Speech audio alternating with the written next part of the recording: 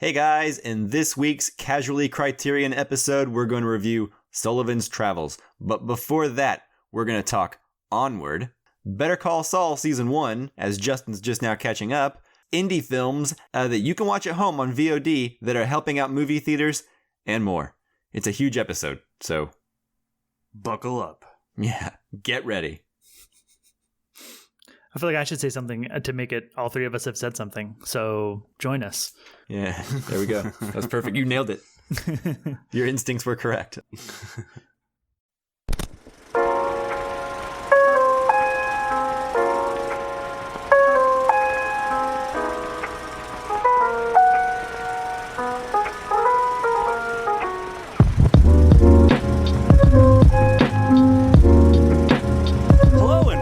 Casual Cinecast, powered by Cinelinx. My name is Chris, and with me as always is a man who was the social distancing champion of 1996. How you doing today, Mike? Oh, at 9 years old, I was the perfect social distancing champion, I guess. That makes me sound like a loser. I doubt that. You were probably germ-ridden and spreading disease all around like most kids do. Very true. Also with us is a man who has given up bathing in order to enforce others to social distance from him. Justin, how you doing? It could be better. I smell bad and it's bothering me, but I'm really taking this for the team. So you guys out there just do right, okay? Most times I wish that we recorded together, that way we could hang out, but this is one of the times where I'm glad that we record in separate locations. I know. It's the listeners don't get the full experience, and neither do you guys. Yeah. You know what? We really didn't have to change our the way we do things at all for the show during this whole thing. We've been social distancing from the beginning. Yeah, because we're smart. Anyways, if this is your first time listening to the show, normally we don't rant that long. This is a Casually Criterion episode, which is, you guessed it, a Criterion Collection focused episode that we do normally every other week, but since we're in the middle of a pandemic and there's no movie theaters doing anything cool, we just went ahead and decided to do all Criterion all the time until further notice. Except for next week, we have a surprise, which we'll tell you about here in a minute. But today we're going to review Sullivan's Travels, spine number 118. But before we do that, we're going to go over our usual News on the March segment where we talk about whatever we've been watching this week or whatever we've been doing or things that are interesting, which right now happens to be nothing because it's the middle of the pandemic. But we're still going to talk about stuff, even if it's not interesting. So buckle up. Yeah. Welcome to the podcast. I meant there's no interesting news. Everything we say is interesting. Oh, right. Yeah, of course. Yeah. Good point. Yeah. Okay. And along interesting lines, we've already established that Sullivan's Travels won the poll, but Mike, why don't you tell us how the poll went in general? I won. Succinct. That's all we need to know. Yeah. Succinct. I thought so. Is there more important things to say? I guess. Okay. So Sullivan's Travels won, which is obviously the movie we're doing today, with 38.9%. A close second, well, not that close, was Bottle Rocket with 31.5%. And then Charade with 29.6. So I believe that is me, Chris, Justin. Yeah, and Charade is losing again. So I feel like it's been on at least one other time in our polls. Yeah, once or twice, for sure. I think it came in last place the other time, too. What was it up against last time? I have no idea. I think it was when we did Cruisin' after Mission Impossible Fallout came out. Oh, yeah. Oh, yeah. Maybe? No, maybe not. Because why would that fit into Cruisin'? Notorious? Did we do Maybe Notorious? Was it part of that? It might have been Spies after Mission Impossible then or something. Oh, I don't know. like espionage. Yeah. And that sounds right. So, yeah, it would have been maybe this, and then Notorious came up, and I think Notorious won. But anyways. Yeah, that makes sense. Yeah, so every week for these, we put out a poll. Each of us will pick a film based on a theme. Last week's theme was feel-good movies. That's why all of those films we just talked about were like comedies and stuff. But we put that poll out on Twitter for you, the listener, to pick which film we're going to review. And if you want to go vote in the poll, you can follow us on Facebook, Twitter, and Instagram at Casual Cinecast. Like I said, the poll's on Twitter, but we post about it on Facebook. And also, if you want to send us any questions to answer or things to talk about regarding the movie we're reviewing each week, you can send those to any of those social media accounts or to casualcinemedia@gmail.com. And then, of course, if you haven't done so already, you like the show, go into iTunes, give us a 5-star review. It will help other people find the show. And, more people can vote in the polls. So we'll get a better representation of what the people want. Please and thank you. Cool. With that, are we ready to go ahead and move into news on the march? Yes, sir. Mm-hmm.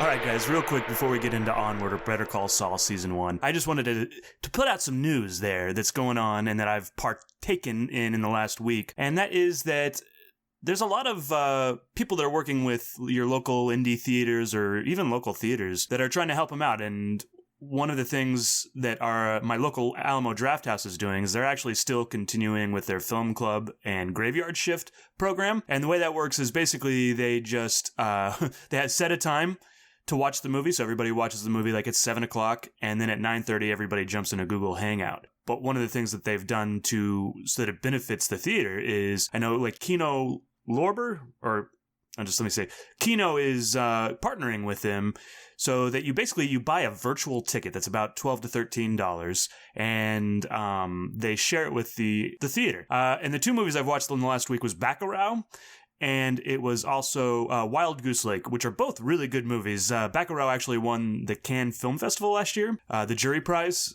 Cool. Yeah, it's really good.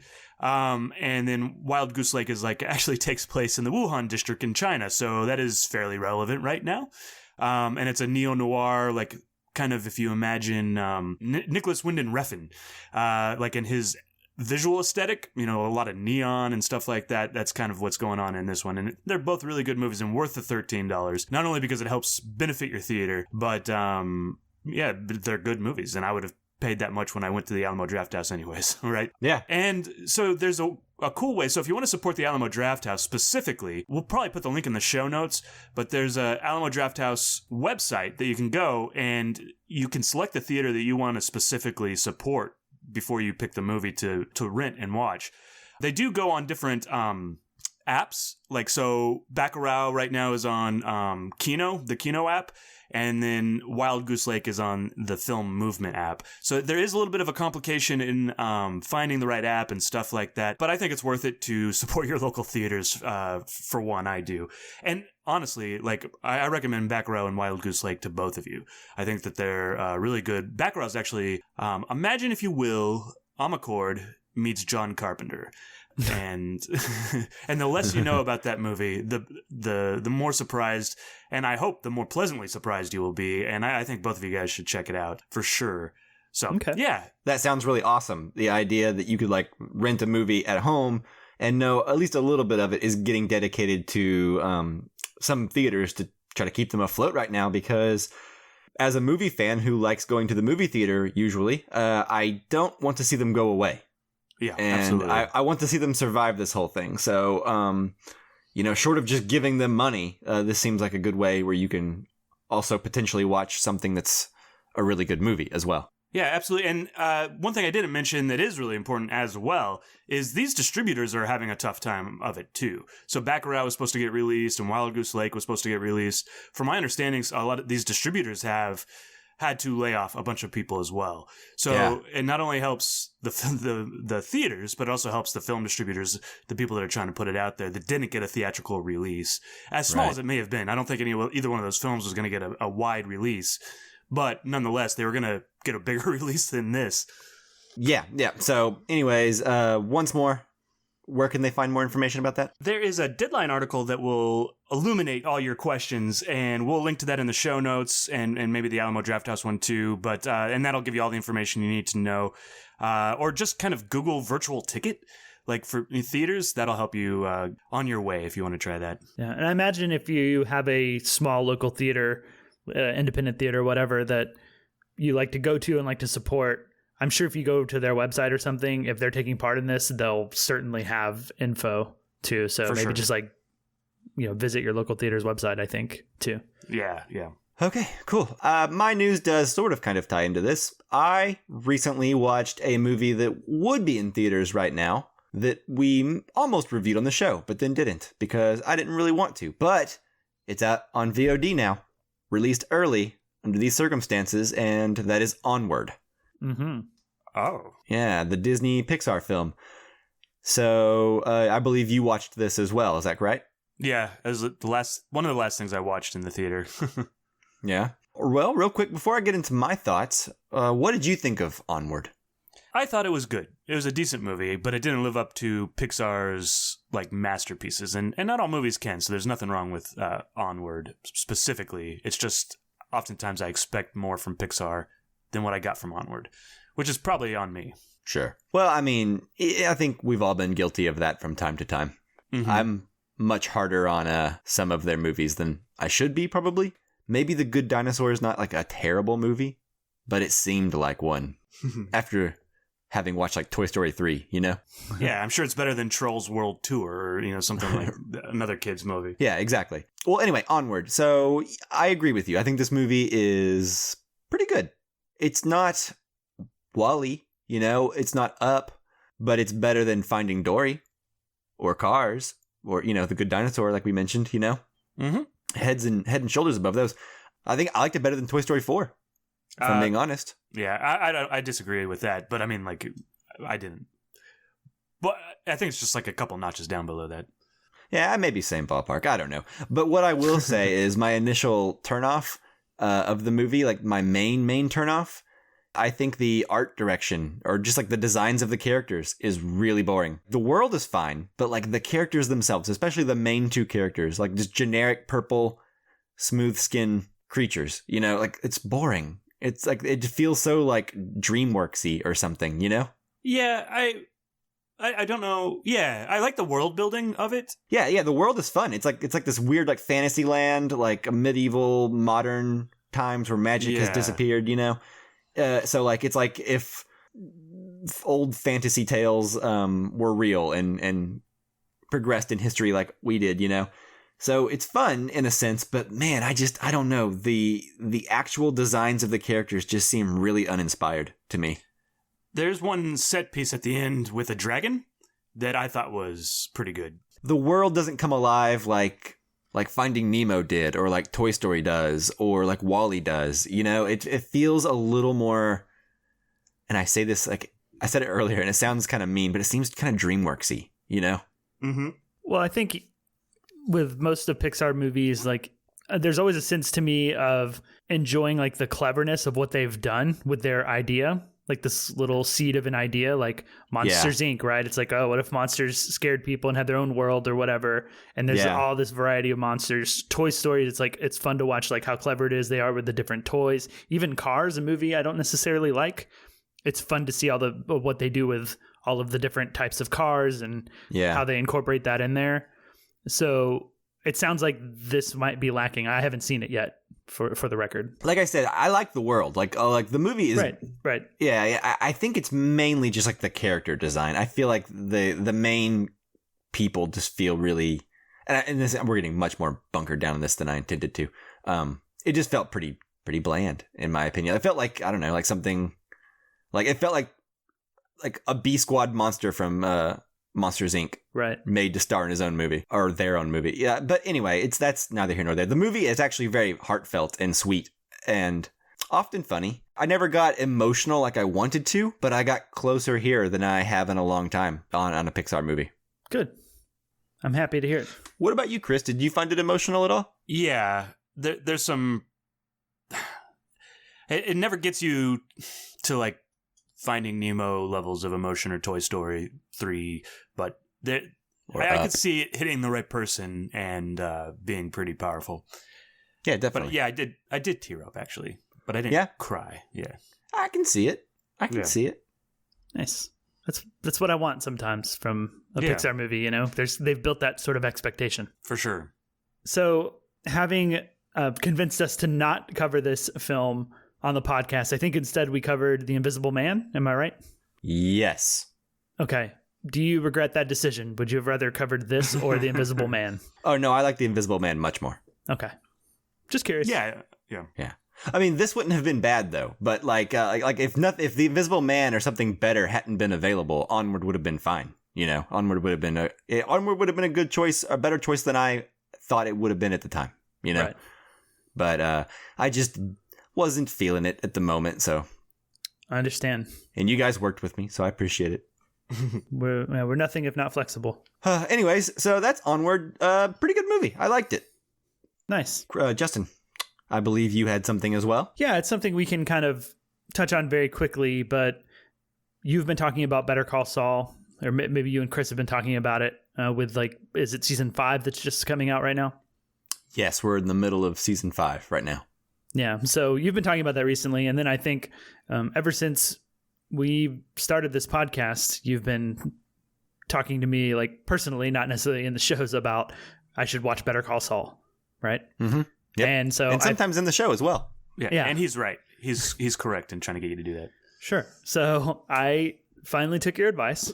Years later. And I started watching Better Call Saul, with all the time I have at home now. Decided to get into it. And so it only took a global pandemic for it to to do it, but yep, that's all it took. I just needed that little global pandemic push over the cliff to jump in. But yeah, so I finished season 1, so I figure at the end of the first season is a good time to kind of just catch up and catch up with you about that I've watched it. And I guess I'm sure you want to know what I think, right? No. Yes, I do. Okay. Well, cool. So I do really like the show. I haven't had to, force myself to watch it every night. I'm looking forward to the one episode I watch before I go to bed, sort of thing. And it's been a lot of fun. I think it's a show that, I can't say already because I hear that it gets better and better, but I'm enjoying it more than I remember enjoying the last half of Breaking Bad. Other than some moments, there are some really good episodes towards that latter half of Breaking Bad, but so far on this first season, I think, Mike, you said you like the show a little bit better than Breaking Bad, and I can totally see that. Yeah. Well, let me ask you, what do you enjoy more about this than the latter half tone of Breaking Bad? I find the lawyer stuff this, and also there's a little bit of con man stuff. I like seeing a guy, try to be good and try to be straight and then dragged towards the bad, I guess, rather than this guy who's actively making decisions to be bad. I don't know. I guess I don't like that as a general, a straightforward rule 100% of the time, but that's more appealing to me. I find, what is it, Jimmy McGill or Saul, whatever. I find his character one that I like spending more time with than Walter White.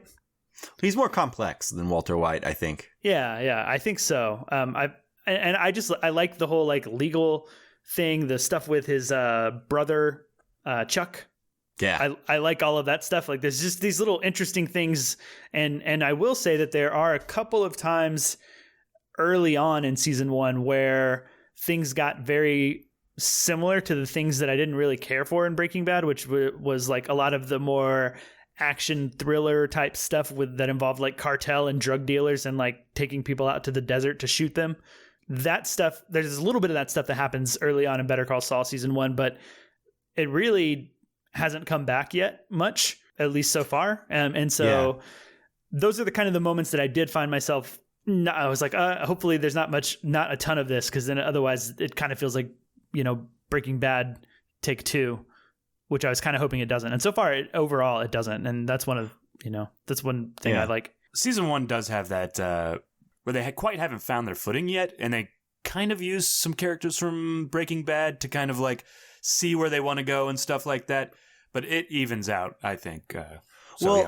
It does and it doesn't. I will say this, it doesn't stop using characters from Breaking Bad, but it takes characters from Breaking Bad that I thought I didn't want to know any more about, and then I'm glad and grateful that I do know more. Mm-hmm. I know what you're talking about, because at the very beginning of season 1, I remember there is some stuff where I'm oh, we're already going into side characters from Breaking Bad. Yeah. Already, Okay, here we go. We're going back to that well. And taking people out to desert to kill them, I don't know. I feel like that happened many times in Breaking Bad, but I could be wrong. Yeah, well, the cartel crime, underground crime stuff element is still there very much throughout the show. But I think they balance it better, and it never feels like Breaking Bad 2.0. But what I will say is that it very much feels like one complete package. You know what I mean? But it kind of does the same thing for Breaking Bad that Star Wars expanded media does for Star Wars, right? Which is it fills in gaps that you didn't know you wanted filled in, and you're just oh, that's cool. you know? Yeah. It does that a lot. And so you get a certain kind of joy from being like, that's a good tie. Like, it's like the best way to do a prequel, in my opinion, is this show. And I'm interested to see what you think as it progresses. Yeah. I'll definitely check in. Yeah, I'll keep you updated. I'd maybe check in every time I finish a season, or, you know, if that season doesn't give me a lot to talk about, maybe I'll wait another season and just kind of check in periodically here on the show as I'm catching up. The one thing I did want to say and call out for, I guess, I don't know if it's a Vince Gilligan thing that he is, you know, very into this idea, but I will call out this show and Breaking Bad and applaud them both for having a very short title sequence for the show. Oh yeah. I really appreciate that because I don't like long title sequences. Like, yeah. I mean, I agree. I think Breaking Bad and Better Call Saul do it right because it provides more time for them to like, because the thing about like HBO shows is like they come out to be like 51 minutes, but then you take out like the 3.5 minute title sequence and you have like a or like oftentimes like an hour. I don't know. They'll go right up against an hour on HBO and like Stars or whatever. But like between credits, opening credits, and then the after show, like people HBO talking, I bet you're getting about like 40, 47, 49 minutes of actual plot. HBO always tricks me because it'll say like hour and a half. I'm like, oh, this is a super long episode. I'm so excited. And then it'll end like, 55 minutes in and you're like, oh, that wasn't what I thought. Yeah. Well, I'd say like the best TV show, like opening title thing of all time is Lost. I think they just nailed it with like that little like 2.5 second 4 second intro. I think is genius. Yeah. Although what I will say though is just like a personal thing of mine. Like I like title sequences because it allows us to get the credits out of the way, so I don't have to see the credits over scenes. For some reason, that's one thing I don't like. Because it takes sometimes it goes on for a very long time, and it's faster to just get it out of the way in a 2-minute song. Does it happen in Better Call Saul? Yeah, and Breaking Bad. They both do that. Like the first act, the first like half of the first act is like spreading out credits. I just tune them out. They don't bother me. Like I guess because I don't even notice them. I don't even notice. Yeah, I notice them in GIFs when people like repost GIFs online, and then there's stupid like credits on scenes that I'm like, oh man, that'd be so good if I didn't see like some random person's name right here. Sometimes if you use like subtitles too, like the subtitles go like in front of their face because they got to move out of the way of the credits. Right. First world problems, really. For sure. Yeah. Anyways, but that's kind of the last thing I had to say about Better Call Saul. Well, while we're on the subject, I'll just say that season 5 I think is my favorite season so far. Nice. I look forward to getting there. It's been very good. Yeah. I'm in. I'm excited to catch up. I'm really enjoying it so far. I like your discipline of 1 episode a night. Has it ever gotten you to the point where you've been itching to do 2 episodes a night? So I did 2 episodes to finish season 1. I did episodes 9 and 10 back to back on the same night. Nice. So it will happen, but otherwise, I really stick to 1 episode and really like let it sit and let it resonate before I get, the conclusion or the next piece of the puzzle or the next part of the story. I do that with all shows, really, not just Better Call Saul. Yeah, I think Better Call Saul rewards in doing that though, because man, if you really get invested in these characters, like their motivations are always so clear and interesting, and you can really just dissect them week to week. And so I imagine day to day, it's also pretty satisfying. But yeah, it's not a show that I would want to waste by binging. Yeah, definitely not. I'm happy with my pace currently. I think it took me about 2 weeks, maybe 2.5 weeks to get through a season, and I'm cool with that pace. Yeah, that's quite slow because, well, that's not, there's only 10 episodes in season 1, so I guess that's... Yeah, I don't watch an episode every single night. And also, I think I got distracted at one point by the English game, which was disappointing, as I think mentioned last week or the week before. You chose poorly.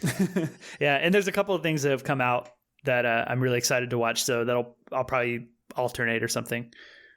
Sure. Yeah. All right. Anything else that we need to go over in news on the march, gentlemen? No. I say that covers it. Move on. All right. Onward. Let's travel. Onward. Sullivan. Good one. I like it.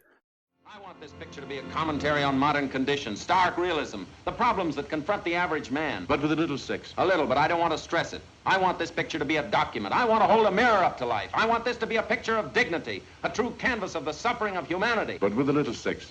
With a little sex in it. How about a nice musical? How can you talk about musicals at a time like this, with the world committing suicide, with corpses piling up in the street, with grim death gargling at you from every corner, with people slaughtered like sheep. Maybe they'd like to forget that. Then why do they hold this one over for a 5th week at the music hall? For the ushers? It died in Pittsburgh. Like a dog. What do they know in Pittsburgh? They know what they like. If they knew what they liked, they wouldn't live in Pittsburgh. That's no argument. If you pander to the public, you'd still be in the horse age. You think we're not? Look at Hopalong Care. You look at them. We'd still be making Keystone Chases, Bathing Beauties, Custard Pie And a operas. fortune. Fortune. Of course, I'm just a minor employee here, Mr. LeBrand. He's starting that one again. I wanted to make you something outstanding.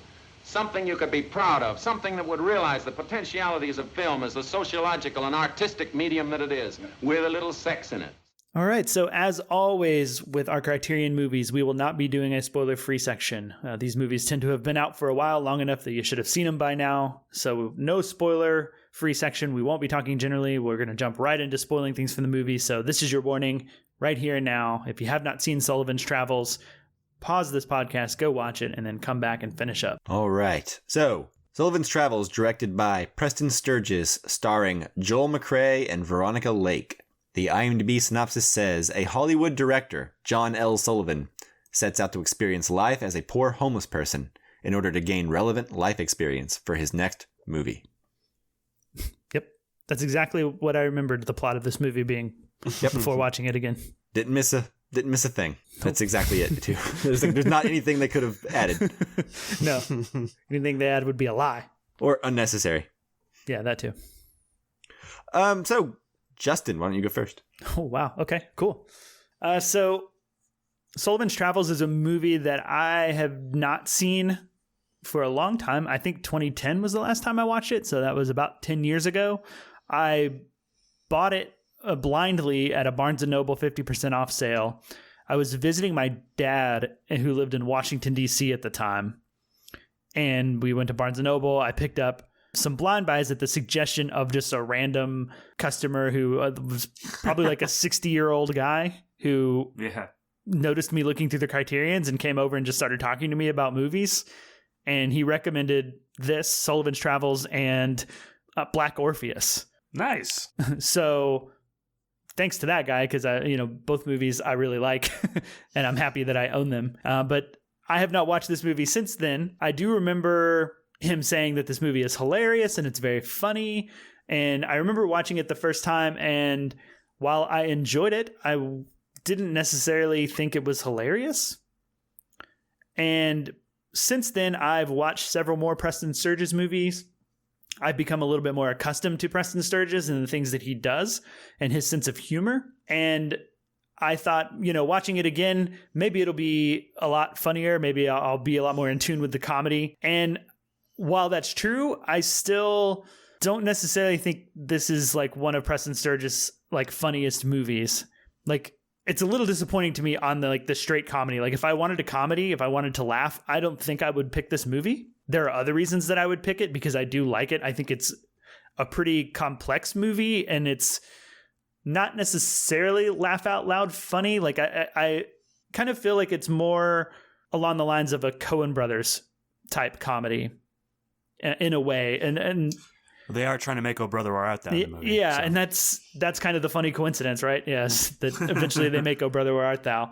And I guess the reason that I feel like it's sort of Coen Brothers-ish is that it starts out kind of silly, but I think we really get a lot of like deeper character stuff as the movie goes, and it kind of loses its sense of humor and becomes like, I don't know, it's a very complex movie like the Coen Brothers tend to make, like something like Burn After Reading kind of. I don't know. That's it's hard to explain, but like it's just a super complex movie to me that like I don't think we get the same tone for the last like half of this movie that we do in the first half, like, and they move from this sort of like crazy madcap comedy at points that's almost like silent comedy-ish, or like sped up action comedy. I don't know what you call that. But we move from that into stuff that's a lot more serious, a lot more like heavy. And the way that he weaves in and out of like genre feels very Coen Brothers-esque to me. And so I guess that's where I'm coming from for that. I think it's a movie that I appreciate more than I enjoy watching. And that's kind of my general thoughts on it. And I guess I'll just leave it there and save all the details for later. And the last thing I guess I'll say is that Preston Sturgess, I think he's really, really smart. And I really like all of the movies that I've seen by him, even if this one isn't necessarily my favorite. And I think he's got like this great, like really modern sense of comedy that is really clever. And that's one of the things that has always impressed me with him is the way that he kind of sticks out in like this era of comedy. Like he sticks out as like super smart, super well crafted scripts and well crafted jokes. And I really appreciate that about him. Yeah, but I'll leave it there for now. So, Mike, what do you think?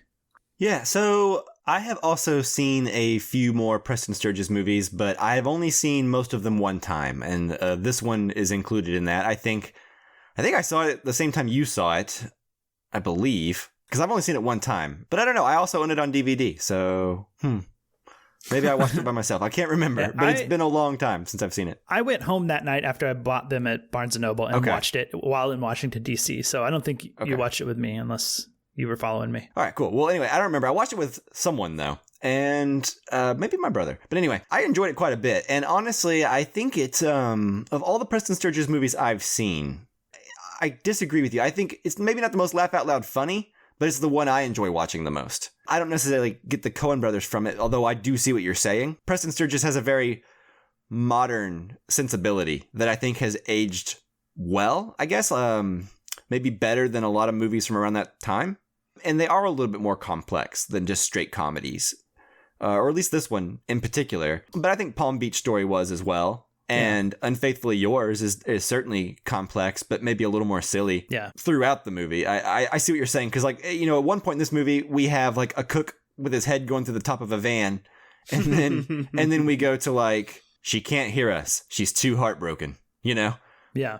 That is a pretty far extreme, but I don't think it goes tonally too different any more than like, the low point of any Act 2 would. I mean, the things that happen are pretty severe, but like, I think tonally it stays pretty, lighthearted even in those times. Like you're never worried it's going to get sad or anything. I find Preston Sturgess' sensibilities to be really interesting. I'm sad that I haven't seen all of his movies, and I'm even more sad that his career kind of fizzled out. Yeah. Yeah. After Unfaithfully Yours, it just didn't register with people, and I guess it just, like, he just never recovered, and which is a shame, because I love Unfaithfully Yours. Me too. It's my favorite of his films. Yeah, so you're just not on the wavelength of critics, I guess, or the audience at the time. You're like you're looking at it from like a lens from today, and I wonder if, I don't know where I was going with that. Maybe it was too ahead of its time. Yeah, maybe. A lot of misunderstood people are like that, you know? Yeah. Like Orson Welles was ahead of his time, and I'm surprised that Citizen Kane, I think, was Citizen Kane a big hit at the time, or did that kind of get like a revisionist? It was kind of put down by the yeah, newspapers. That's what I thought. That's what I remembered. It kind of got like a resurgence, right? Yeah, I do think it was critically acclaimed at the time, but Hearst's newspapers wouldn't run the ads and stuff like that. Yeah, so anyways, that's where I'm at. I think Preston Sturgess is really interesting. This movie represents just another solid entry. Like, I've never seen a bad movie from him. Granted, I've only seen, I think I've only seen like 4 or 5 of his movies, but I'm interested to see more, and yeah, this movie's just as good as I remembered it. Nice. But I will agree with you. It's not like, you're not laugh out loud. You don't watch this movie to laugh. You more watch it to just feel good. Smile. Yeah. Yeah, I think smile, and then there's some very not smiley parts, but we'll get into it. But first, Chris. I have to say that if Steve McQueen's The Hunger was the wrong movie to pick for this time, this movie, Sullivan's Travels, was the exact right movie for the time that we are living in. I smiled the whole way through. You know, like I was amused and happy watching it, and then the theme and message at the end was perfect. You know, like it really made me feel better. Like in a time like this, and that's what I want a movie to do, is to help me like reconcile with everything that's going on around me. But what I would say is, yeah, I really like this movie. I do really like the last third, the last act. I think some of those visuals are really striking. All the men marching into the church is just a really strong visual, and I really enjoyed that moment, and then for it to be followed up with them all laughing at this cartoon, this silly cartoon that's frivolous and not that important, but it gives them something. I found that really important. I don't know, we'll ask you guys, but like Veronica Lake kind of seemed like a problem to me. Like she wasn't necessarily quite on the same wavelength as the comedy. And you guys can tell me what you think, but that's kind of what's holding it back for me. Like if you got His Girl Friday, what's her name? Irene Dunn. Oh, Dune. Irene Dunn, or someone like that was like a fast talker. Like what I found from Veronica Lake, while she was like, she had the right voice, she like came out of a film noir and it was almost like something different. I think it was just her hair. Yes, I don't know. Yeah, there's something. Because her hair is totally out of place, but. Yeah, something didn't quite fit. And I just didn't know exactly what it was. I like Veronica Lake. But it's like she walked out of a Humphrey Bogart movie into this one. Well, I think as the movie goes on, she is more and more at place or in the right place, right? I think when we first meet her in the diner scene and we're still in the more like silly comedy half of the movie, she's not quite up to speed, because even this time watching it, whenever that scene happened, I was like, oh no. Yeah, like it's not working for me. Yeah. But there are other comedy sort of moments that do work with her a little bit later when the tone's not quite so silly. And especially whenever things get more serious, I think she's working a lot better. Like, I do think the part where she's trying to jump off the train, I think is actually really funny. Yeah, and she looks goofy in her outfit, like a boy or whatever. Yeah, you're right. That part's interesting and good. She may just be better at the serious stuff. Yeah. And from kind of like what I read about it, she did not get along with John McCrae and the director. Joel McCrae. Yeah, thank you. But so that may be part of why she kind of didn't fit in too, but I'm not sure. Honestly, I think it's just the hair for me. No, I'm serious. You say she stepped out of a noir, but that's because she looked like she stepped out of a noir with like her like wavy rich girl hair. Like and she's playing a poor person who's down on her luck, and like the very first thing we see her is like looking extremely glamorous. Yeah. That's what doesn't work. The whole scene is just like not set up properly because she has to look like Veronica Lake. The whole poster is Veronica Lake. So right. That's what's selling this movie, I think. For sure. But sorry, I didn't mean to take us on that tangent in the middle of your talk. No, that was fine. I was kind of wrapping up. That was kind of my last statement. I enjoyed this movie. I think it was the perfect movie to follow up after Steve McQueen's Hunger in this COVID-19 craziness, and to remember that, laughter's a good thing. Sometimes it's the best medicine. Unfortunately, it's not a vaccine, but yeah, I only wish there had been more of it. Yeah. But I guess one of the things we can talk about that I just real quick, I think is interesting. One of the things that Preston Sturgess did, to my understanding of Hollywood history, is that he's one of the first people to really usher in the writer-director. Mm-hmm. A lot. Oh, interesting. Yeah, like he's one of the first people to really like make it where he's got a blank check basically and to like write and direct his own films, like right. And be like fully in control in that sense, at least like in this 1940s like Hollywood studio system, that wasn't as much of a thing. You had your writers and you had your directors, right? Yeah. So and you can feel it right off the get-go with like the very Wes Anderson like opening credits with like the Paramount logo and the package in the book. Oh yeah. Mm-hmm. Yeah. That's pretty, like, that stands out for something like that. Like, I'm sure there were other examples of movies at that time who did something unique like that, but... Yeah, and going from there, I mean, doing the whole, like, fake movie within a movie, where, like, where, like, 3 minutes into the movie, there's, like, or it starts with this, like, action scene on a train, right? And then the guys fall into the water and the end pops up, but, like, then it's only then do we realize, oh, this is, like, a movie within the movie. It seems to me like a very modern thing to do, like almost immediately. Like that works now. Like that bit works for anybody. Like I don't care what kind of movies you're into, right? Yeah. Well, that's what I was kind of trying to say earlier. Is like this, his style and his sensibilities just age so well. Like they feel more modern than like some of his peers of that time. Even peers that I love, right? Like, I love Howard Hawks, but they feel older, they feel like of a different time. Preston Sturgess feels like he's got more on his mind. Like, I don't know. He seemed like he was really ahead of his time. Yeah, for sure. And going from there, one of the things that I appreciated too, and really noticed this time that I don't recall at all noticing the first time, was that scene after they come out of the screening room and the producers are kind of unhappy with this film, and that's when he starts talking about, I want to go make "O Brother Where Art Thou" and make movies about people's struggles because that's what people want, right? I want to hold a mirror up to society and all of that. Like, that's all done in one shot, like that whole scene, and which is, that's also a thing that feels a little bit more modern if you take like Orson Welles out of the picture. But I think this was around a similar time too to Orson Welles, wasn't it? This came out in 1941. When did Citizen Kane come out? 1941. So Zing. There you go. But that's one of those things that feels more modern, and I think shows that while he's a good writer, he can also direct really well. Like, or has like a vision, and can plot out a scene like that. Like, it's one of those one shots too that I didn't notice, that doesn't, it works so well that it doesn't call attention to itself and you don't even realize it. The only reason I realized it is because I rewatched the movie with the Criterion commentary track, and they started talking about how that scene was in one shot, and I was like, what?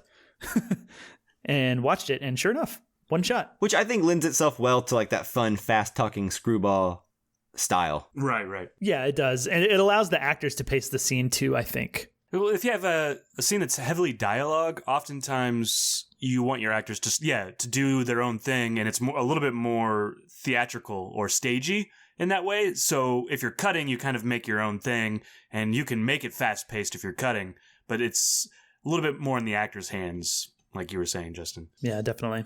And real quick, I'll plug too that commentary track is really great. It has Noah Baumbach, Christopher Guest, and Michael McKean, as well as a guy named Kenneth Bowser, who I don't really know that well, but he seemed to be like the expert on Preston Sturgess.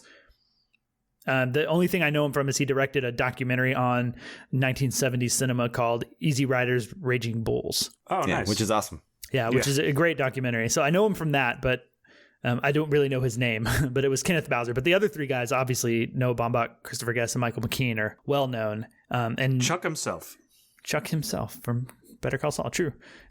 And listening to those guys talk about the film, that's one of those things that, like, watching that commentary and noticing the things that like struck them about the film when they saw it for the first time, and that kind of makes me appreciate the film more than I enjoy it. So when I say that I appreciate it more than I enjoy it, I don't want it to sound like I don't enjoy it. It's just like listening to somebody else talk about it and whatnot. Like, those guys really made me appreciate some of the things that he's doing, like that one shot. Agreed. Oftentimes commentaries will up the value of the film because you appreciate it so much more.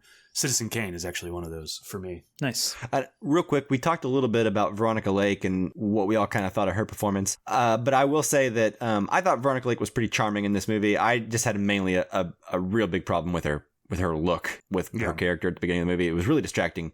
But that aside, I think Joel McCrea is wonderful in this movie. Agreed. He was a huge star, but it's a shame that he wasn't more of a huge star, because man, this guy is so watchable in this movie. Yeah, he's sincere. Like, everything he does seems so sincere that, like, even the missteps that he takes and like the misguided sort of attitude that he has towards certain things come across as like genuine, to where you're like, that he means well, or that he's not being dishonest or like above anybody in any sort of way. It's just him, Yeah. He's an idealist, but like an inexperienced one. And so you're just like, it's almost just like you roll your eyes at him, but he's fun to watch as he gains his life experience, Yeah. It's funny because his journey actually reminds me of a character from BoJack Horseman season 6. And I'll be vague because I don't want to give away the last season of a show, but the idea that maybe the thing you're meant to do didn't always give you the most pride. And sometimes you might fight back against it because you feel like it's beneath you. Yeah. But the idea that bringing joy to people, like if you are really, really good at making things that just entertain people and make them happy in this dreadful, terrible world that we all live in, then that is a valuable thing, and you should be proud of that. Yeah. Yeah, absolutely. That's one of the things that I really connected with in this movie. And maybe by the end of the movie, or at least with like the very last like several seconds of this movie, like the little montage of like prisoners laughing or whatever, and him giving that sort of like maybe a little ham-fisted speech about it.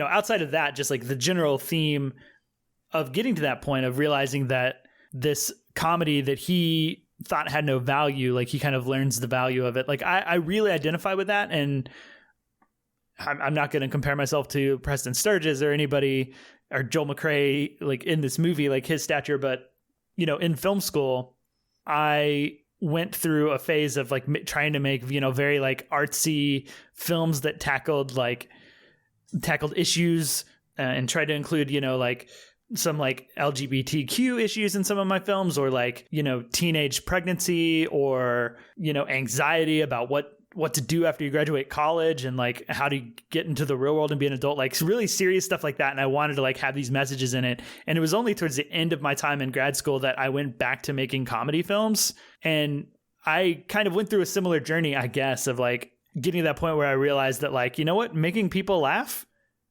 is really nice. Like it's a good feeling, and it's fun to give people those things. And maybe it's because like in film school you end up with a lot of people trying to make a lot of serious stuff that usually is not very good.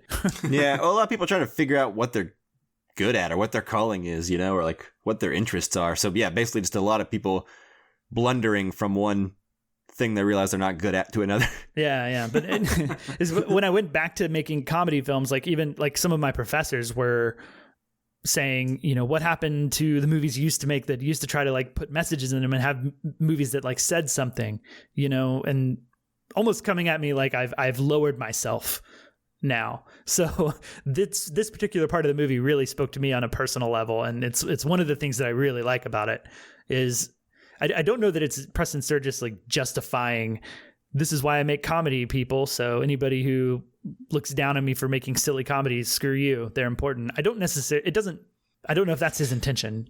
Well, to me, it feels like this is the movie that the character realizes he can make. Like, even though they're laughing a lot more than you would if you watched this movie, but the message is that we're smiling. Chris said it earlier. He was smiling at the end of it. So he realizes that you can make a comedy. You can make a silly comedy, but you can bake in all these serious issues that you want to in there, and people will buy it and they'll accept it because you're wrapping it in a package that's fun and that makes them smile. So I think this is like the balance of those two things for him. You know what I mean? Like this is Oh Brother Where Art Thou meets His Girl Friday. Yeah, for sure. Not the Coen brothers, Oh Brother Where Art Thou, but the Oh Brother Where Art Thou he wants to make in the movie. Yeah. I got you. I was with you, but I think I think it's a good idea to clarify. Yeah, exactly. Make sure. But yeah, talking about like moving through things, I do think that the way that he moves through these moods and these tones, because I mean, I do think it goes through some very different tones. Like, we talked about the like silly, like fast forward comedy chase sequence, which is like, I don't know, to me, like high madcap screwball comedy, I guess. It's like almost like the Bank comedy. Dick or something. Yeah. Very W.C. Fields in that sense or whatever. And the Bank Dick is actually, it reminds me exactly of like the Bank Dick chase at the end of that movie. Yeah, me too. But anyways, so he goes from that, and then we get something that's less silly, I think, of like them, that like sort of middle section where they go through the train and he gets sick and she's got to jump out of it. And I think it's a little bit more smart comedy when he has this whole scene of like them hungry and desperate, and then he finds out the bus is right there, and then we cut to them in the bus getting a meal. Like it's a little bit more clever. But then later on in the movie, whenever he's handing out like the $5 bills to all the homeless people, and that guy follows him and beats him up, like, to me, that is like a really well shot thriller movie sequence. Like, I think that sequence is so good as a thriller section. Oh, yeah. Well, especially the train bearing down on the homeless guy. Yeah. And the homeless guy following him, like all those shots, like the shots of like the feet, and it's very like noir, very like high contrast lighting with a lot of shadows. Like he does that pitch perfectly as well. And like transitioning between these tones he does really well too. Like it feels like a natural journey to that point, I think. Mm-hmm. Well, I mean, we start out in like a really grimy fake thriller noir with like a really gritty fight where they're like two dudes are really throwing each other around, you know? Yeah. And like that opening fight is really impressively shot. It's just that throwaway like movie in a movie that he didn't have to try very hard on is more impressive than most things filmed at that time, you know? Yeah, that's very true. And I think even the last like thing where he goes to the prison is a lot more dramatic, I think. It moved me. The first time I saw it, it moved me. Yeah, I really like that song, too, that was in the background as they're marching, in front of the church and then into the church, and they're singing. It is moving. The Let My People Go song? Mm-hmm. Yeah. So, yeah, and that's one of those things where how we have a movie that so successfully contains a fast motion action chase sequence like the Bank Dick-esque chase sequence and that church sequence with those people singing that song and like the seriousness of like when he gets taken to the prison for the first time and the guy who runs the prison, the warden, I guess you'd call him, really starts laying into him. I think he hits him, right? Yeah. He actually like hits him. Like that has such impact in this movie, but to have all of that in one movie and like go between things naturally and have that flow well and not feel jarring, I think it's such a well-made movie, so like perfectly paced and written and shot and all that. Yeah, that third act too, like you kind of always know. I mean, the whole movie, everything's gonna kind of work out okay, but there is a moment in the third act where that he doesn't have a fallback, because in previously in the movie, that bus isn't very far, like he may be starving, but it's by choice, not by necessity, right? But in that third act, you're like, no, man, he's in trouble, and it feels stronger than anything else in the movie. And yeah. Well, and I think there's also a baked in, it may be, I noticed this on IMDb's trivia and they called it a goof, but I don't know that it's a goof. Maybe you guys can see what you think. But the main character, Joel McCrea's character, John, I believe, John Sullivan, I think is his name. Yeah, John L. Sullivan. He goes to jail because he hit somebody. He would still be guilty of that as a rich director. But the thing is, we as an audience and he as a rich director knows that he can get out of this situation as a rich person. Right. Whereas as a commoner, he would just have to be in jail. Do you think that's like an oversight? Like, oh, once they find out I'm alive, I'm absolved of this crime I just committed? Or do you think it's a statement on, yeah, you can buy your way out of these kinds of situations if you're important and rich and people know who you are?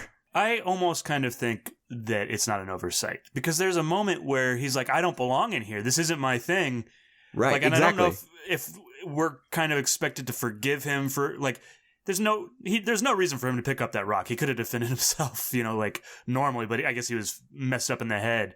But at least now, to me, it speaks to me in saying that he's rich. He can get out of it. Yeah, I think that's exactly it. I don't think it's an oversight or a goof at all or something that doesn't make sense because that's what happens the rest of the movie is that he isn't truly, down on his luck and out of options. Like he always has the option to go back and to his money, to his house, to his butlers. He can always do that no matter what happens. Because even that last time that him and Veronica Lake go and attempt to be out with the poor, they sleep with everybody, they're eating the crappy food, and then the second they don't have those options and are really slumming it and they find themselves at a trash can and their choice is like, well, there's food and we can eat out of this trash can. As soon as that happens, they just take off running the other way and back to like the comfy life, right? So I took that as him not wanting her to eat out of the trash can more than he wouldn't do it himself. But yeah, same difference. Yeah. He's always got the option. So I think I can't imagine the movie saying anything other than, yeah, he doesn't have the option of money and power and notoriety. So that's why he can't get out because he has no money. So like, I just can't imagine that being a goof, that being like, whoops, we didn't really think that plot hole through. I agree. So take that IMDb trivia page. Yeah. Whatever user submitted that. But didn't get the movie. Yeah. The rules are different for the rich. Well, on that note, one thing I will say too is they really do put him in a place where I don't see how his way is out. Like once he's in the prison and he's been caught and everyone thinks he's dead, it really puts me in this place, like better than a lot of other movies in that, like that third act, the character is really down on their luck. It's the darkest moment in their journey. I really don't think about how he's going to do. How is he going to get out of this? Right. Like I was puzzled, and the solution they came up with, it's simple and smart. It's so smart. Like it's maybe one of my favorite solutions to get out of that slump, out of that dark place from maybe any movie, like from most movies. I think it works so well because you really think about it and you're like, okay, yeah.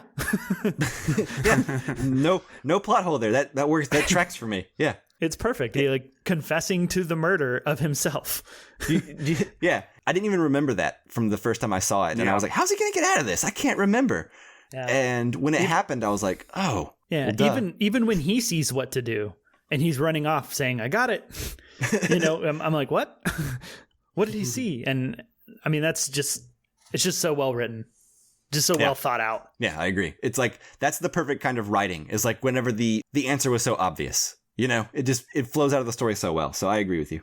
And I really got Jimmy Conlon, he played the trustee that was trying to take care of him, I think he was really good in that too. I really was like appreciated him in there, and I thought he did a really good job. Yeah, all of these side characters, some of them I recognize from other films, even if I'm not totally sure what films they are.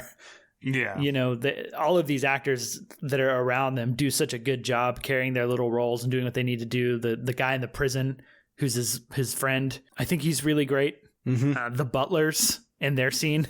Well, it's like there's no small parts in this movie. Like there are small parts, but like every character is treated with like their moment. Like that very much feels like a Coen Brothers movie to me. Like you walk into like a hotel room, and whereas like with a normal movie, you would just have someone there and it'd be a really quick scene. But in a Coen Brothers movie, or in a movie like this, or even like a Quentin Tarantino movie, certain times, like everyone is a character. Like, you know what I mean? Mm-hmm. Everyone's got a backstory. Every actor is given in like a good close up and a good like speech and a good arc, or they're giving something satisfying to where like they stand out, and like, I don't know. I really appreciate that in movies. Like when the world feels full like that, and they use every character to their advantage. And everyone is there to serve a purpose, and there's no fat on the bone. You know what I mean? It's just feels nice. They're all contributing something and not just there. Yeah, exactly. And the butlers, I think, are really good. I enjoy them a lot, and I think we talk about the movie not being laugh out loud funny. There's definitely plenty of things that on paper, when you think about them, you're like, oh, that's funny, even if they don't make you laugh. And one of the things that I think is really funny is whenever he first decides to go out and become a hobo, he's getting dressed as a hobo by his butlers. Yeah. And they're putting him in his like hobo suit. Mm-hmm. I find that really funny. And what was the lecture he gets from the butler at the very beginning? He's like, the poor already know what it is like to be poor. They don't need a reminder. Yeah, basically just like the lesson that he learns at the end of the movie. Yeah, he lays it out for him all right there, which makes sense. And is there any greater theme to this movie, like that you guys find other than, comedy is important? Is there something that speaks to you guys that the movie says to you guys about, upper class rich people trying to understand? Like, can they ever really like understand where we're coming from? Like, I don't know. I mean, to me, it's like, I don't think it's condemning the rich necessarily. No. I think it's saying that even when they're well-meaning, sometimes making like an expose or a shining a light on people and be like, this is how I perceive you to live, can be kind of insulting. Yeah. Right. I think that the handing out $5 to everybody who helped him is kind of insulting. Yeah, it's almost like he learned a superficial lesson up to that point. He needed to go to prison to really learn the lesson. You know what I mean? Like he would have gone back and learned really nothing ultimately. The key is that he has to not have something to fall back on. And then that's when you're scared. Like he had to be scared. Yeah, he had to experience it. Yeah. And like the expose, all that is surface level and insulting. And I think that's kind of the point. And I think us watching it get it, but It actually kind of reminds me of some celebrities in our current time, are getting tested and coming up with coronavirus. Well, they're getting tested because they're celebrities and they're famous. And meanwhile, we don't have enough tests here. Does that make sense? Well, no, I got a better one for you. So what it reminds me of is this is going to be a very timely thing, but okay, so recently Gal Gadot or Gal Gadot or whatever. Oh, yeah. She recently got a bunch of celebrities together to sing Imagine, John Lennon's Imagine to people during the pandemic to cheer them up, So a bunch of celebrities from the really nice houses and everything decided to sing John Lennon's Imagine to people as if that would cheer anyone up for any reason. Yep, right. From their nice homes. Yeah, and it's just and encourage everyone to self-isolate while they are on their mansions with swimming pools and tennis courts and stuff like that. So I've seen a lot of hostility go around toward. I haven't even seen the video. I've just heard about it so much. It's not very good. Yeah, I imagine it sounds pretty dumb. But do you imagine? Ooh, good one. So that's kind of what I was thinking about as I was watching this movie, actually, which is hey, this is kind of like the thing I read earlier, which is about this rich guy who means well, but he's kind of tone deaf. Yeah, exactly. Tone deaf is the perfect word to describe him. Yeah, and just there's an arrogance to thinking I'll just go down with these people for a week and live like that, and then I'll truly know what their experience is like. Exactly. Yeah. But I like that too. I think that stuff all hits really well and ages really well. Yeah, and despite his sort of big speech at the end, which I think maybe gets a little bit too on the nose, but in the end, it is a silly comedy movie. Well, you know what the speeches reminded me of? It reminded me of Shock Corridor and The Naked Kiss, those Sam Fuller movies where characters get really impassioned and have this really politically motivated rant where they're really passionate and you're oh goodness, okay. Yeah. It reminded me of the end of Day That Earth Stood Still, the original, or Plan 9 from Outer Space. Not that it's as bad as those, it's fine. This is a comedy movie. It's not trying to be it's super a little serious. hammy. That's kind of the standard back then. It was people made big passionate speeches about the themes of the movie. Yeah. And maybe Joel McCrea being so sincere of an actor and everything coming off as sincere, I think keeps it maybe right on the line and not just too far for me. Sure. For me to just see it as bad or too much. So the last thing I really have is to say that I think the scene that cemented me enjoying Veronica Lake, and I'm interested to see what you guys think, is the swimming pool scene. I think their chemistry really comes alive in that scene. Mm-hmm. Yeah, agreed. That's the one scene that I really enjoyed her in, and I felt like she was part of the group. Yeah, and also I will say real quick that when I was watching it the first time, I had forgotten that he falls in the water. So when he fell, the water is so clear that I thought he was falling into nothing for a minute. And I was oh my. But then he splashed and I was oh, okay. Yes, I remember this scene. Good, yeah. Yeah, and another thing I didn't notice until I was watching the commentary is that they pointed out during that pool scene, Veronica Lake has a hairbrush that she's using. But at one point, she has that hairbrush standing up on its end and is just kind of stroking it while she's talking. Ooh, with her innuendo. hand.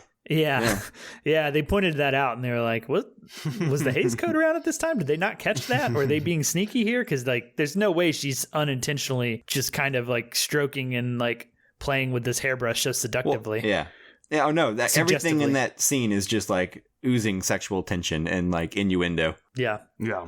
Did you know that Veronica Lake was very pregnant during the filming of most of this movie? I did know that actually, but from the commentary again. So. Yeah, I knew it from that IMDb trivia page, which had some good information and then one goof that wasn't a goof.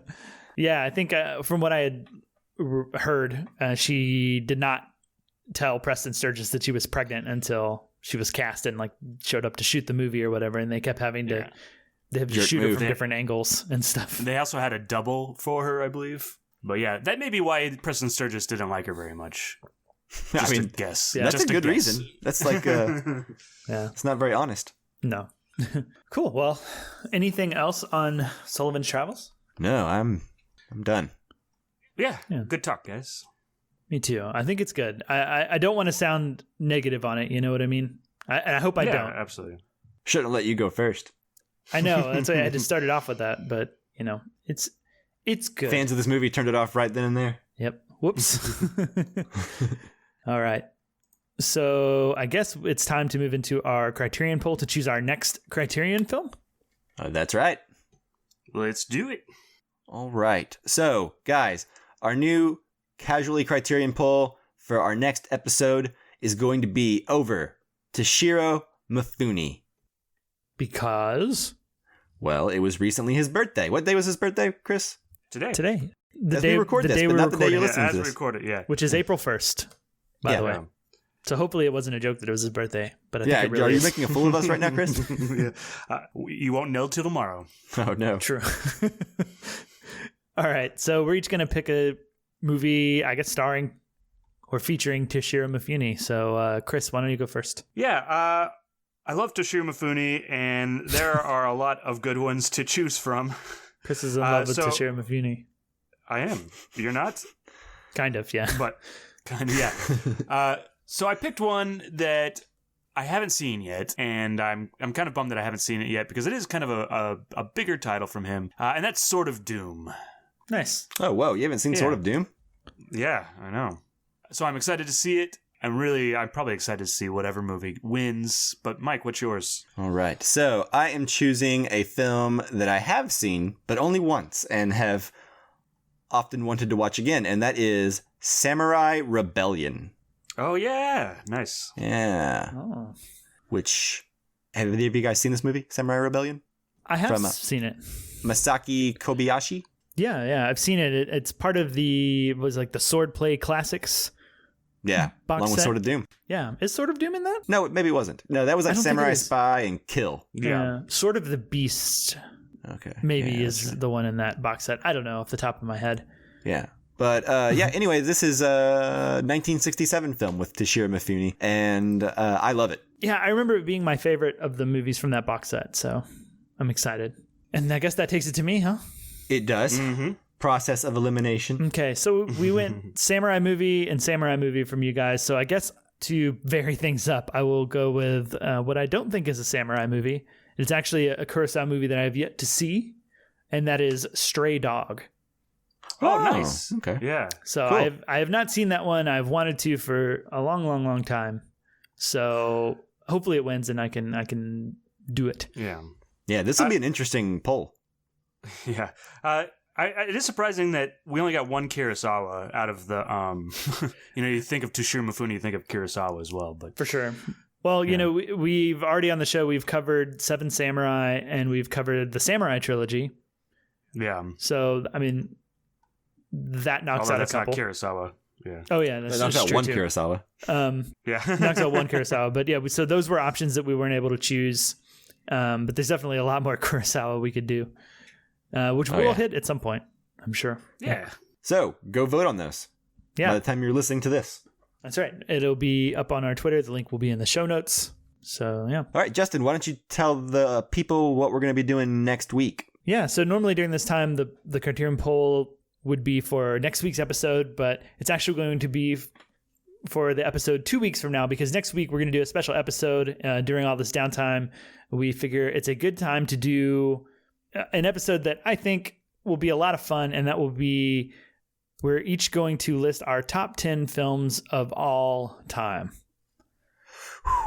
Yeah, we've done a lot of thinking. We've done a lot of top 10s of a year, but like I think it'll be a fun episode for like people to listen and kind of get a sense of who we are as film watchers, like what our tastes are.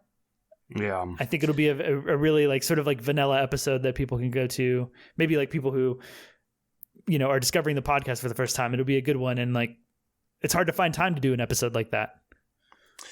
Man, I don't know if I have time to prepare for an episode like that. Got a lot of movies to watch if you want to see everything. Oh, no. And have it be very well informed. I got to give everything a good rewatch real quick. But yeah, top 10 movies of all time. All right. And then whatever wins this poll will be the week after that. Yes. Yeah. And then that does it for this episode. Whew. It sure does. Yeah. Awesome. Well, thank you guys so much for listening. And then, of course, thank you, Jake Wagner-Russell, for doing our intro and outro music. If you want to hear more of his music, you can do so at soundcloud.com/bopscotch.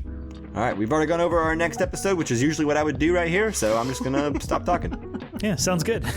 If you want to send us your top 10s or, go vote on our poll or send us questions about the poll movies, you can follow us on Facebook, Twitter, and Instagram at Casual Cinecast, or you can email us at casualcinemedia@gmail.com. Yeah, thanks so much for listening, guys.